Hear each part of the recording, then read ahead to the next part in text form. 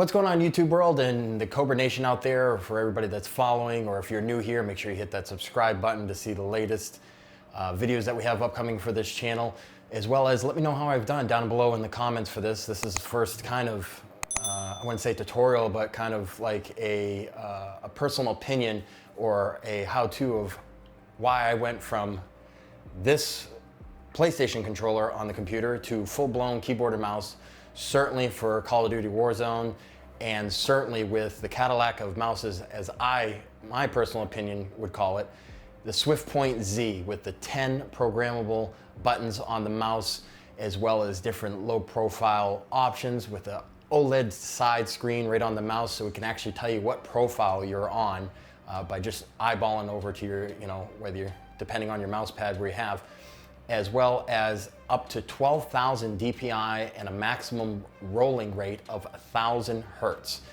This full-blown mouse has a nice user interface program right on the desktop. You can go ahead and make your profiles, adjustments, click of a button, as well as seeing what buttons you have programmed and not programmed, and how you'd like to program them with keyboard functions, regular mouse hotkeys and everything.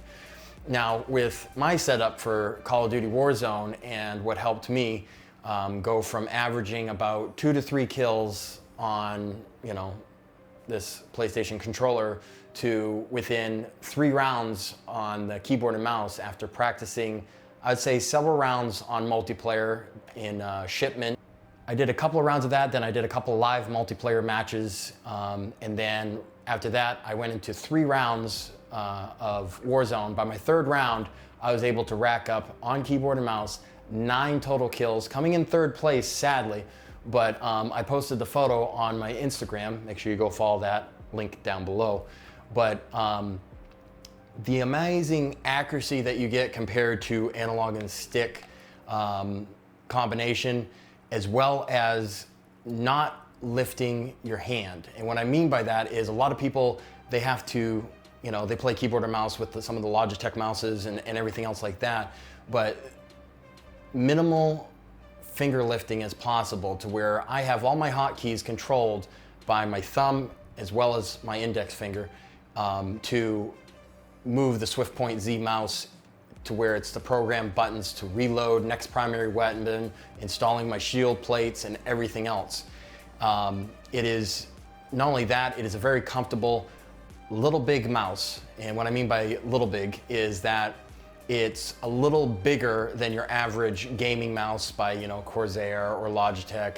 It's extended with its length. So by the length is you have the 2 primary left and right button click buttons, as well as the 2 secondary, and then the 3rd top buttons. Now, the 3rd top buttons, I've programmed them here and there with different games. Now, Call of Duty isn't the first game that I've gone full-blown keyboard and mouse on. A lot of your followers out there, as well as on my Twitch, and known that I've played Creative Destruction, which is Fortnite's ripoff, copycat, whatever you want to call it. And I've had a lot of those program buttons, those top 4, on the Swiftpointz Z to do the building and everything else like that. But not to get too far off track, the comfortability and the way that you can program this mouse compared to some of the other mouses that I've seen by Corsair or Logitech. Now, have I used those mouses personally? No. Have I touched a few and everything else? Yes. The comfortability just isn't there for me. Some people, they have different size hands and everything else. So depending on the mouse is depending on the hands and what you're comfortable with is the mouse that you're going to go with. But even with this elongated mouse of Swiftpointz Z, again, you can program the buttons to where you want, or you can actually pop out some of the secondaries so your fingers aren't trying to overreach those buttons if you do like the mouse and you don't have the finger comfortability reach. Now, one thing that I also will point out, it does come with a braided cable. The quality is there, and with this mouse, it actually has a joystick feature to where you can attach a cradle that comes with it, which you can rock it, and even without the cradle, actually, you don't have to put anything on the bottom of the mouse that usually comes with it. You can rock it left to right, and you can program you know, for leaning left and right. In some other games, a joystick figure. So this mouse has just a million different options. It's very comfortable. I've been using it for actually over a year now. It was, I believe, I got it April of last year, so a birthday present.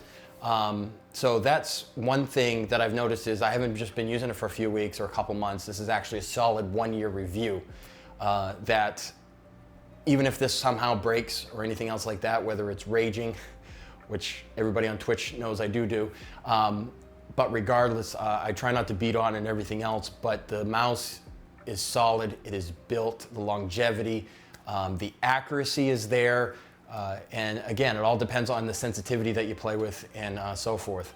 So I hope that this brief little video, I know it was short and a lot of rambling. I figured it was considered rambling, but anyways, I hope you guys enjoyed the video. I hope it was a little bit informative. The link down below for the mouse is going to be applied, as well as make sure you check out my kit.co for the gaming rig and everything else that you've seen in the video, as well as behind me to see some of my setup and what I'm gaming on currently.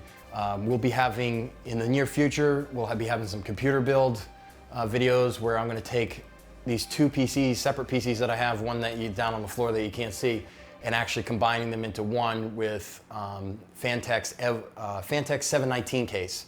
So stay tuned for that. You've probably already seen a couple of YouTubers already done some videos on it. Late to the party, but I'm definitely going to be doing a video of that shortly in the upcoming months. And I'm going to try to be doing regular uploads on here, at least try to do 2 videos a week. So make sure you hit that little bell notification, because right now, trying to get a schedule going is a very hard thing for me, but I want to get content out on this channel, and I want to listen to you guys as the followers, or even if you're not a follower or subscriber and you leave a comment, I will take the time to answer, and I will take the time to do the best I can to hopefully get you the answer that you're looking for. All right? Again, thank you everybody. Make sure you check out my Twitch channel, link down below. I stream random times as well, so just hit the notification bell on both things, YouTube and Twitch, if you want to be able to see me gameplay. Thanks, and stay safe out there.